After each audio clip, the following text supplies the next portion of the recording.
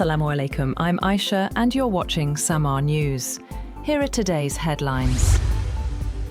President Donald Trump has said that IAEA inspectors will be allowed into Iran's nuclear sites at the appropriate time, contradicting Tehran's claim that no such plans exist. The dispute highlights ongoing differences over nuclear oversight as both sides continue negotiations under the Islamabad Memorandum of Understanding. The US Senate has backed legislation directing President Donald Trump to halt US military action against Iran, the latest rebuke of the Republican president from an increasingly restive Congress. The Senate voted 50-48 in favor of the War Powers resolution. Meanwhile, in a post late night, Trump criticized the vote, calling it poorly timed and meaningless, and accused those who voted in favor of providing comfort to Iran and making his job more difficult.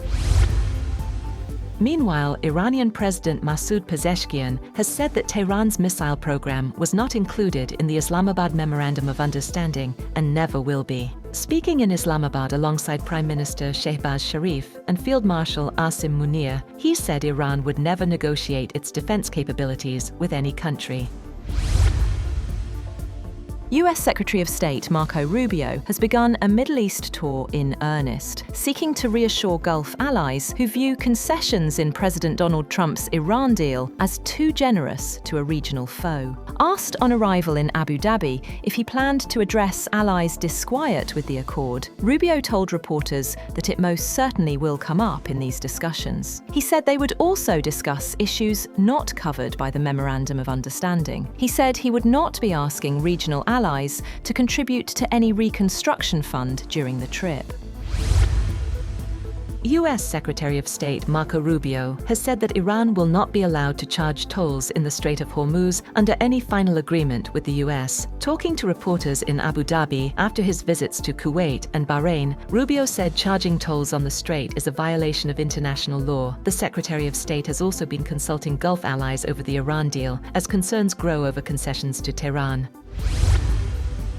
Meanwhile, commercial shipping through the Strait of Hormuz has started showing signs of recovery following the US-Iran memorandum, with traffic rising to more than 20% of pre-war levels. Data indicates oil and fuel shipments are increasing steadily as vessels gradually return to one of the world's most important maritime trade routes. NATO Secretary-General Mark Rutte is set to meet with President Donald Trump at the White House, seeking to ease tensions over the Iran war and US threats to draw down troops in Europe. Rutte, in an interview with Fox News, described the incidents of some NATO members denying US basing and overflight rights for war-related activities as isolated, saying hundreds of US planes took off from US bases across Europe to support Washington's war. NATO spokesperson Alison Hart said Rutte's visit is part of the final preparations for the July summit in Ankara. That's all for now. For more updates, visit www.samaa.tv. Thank you for watching SAMAA News.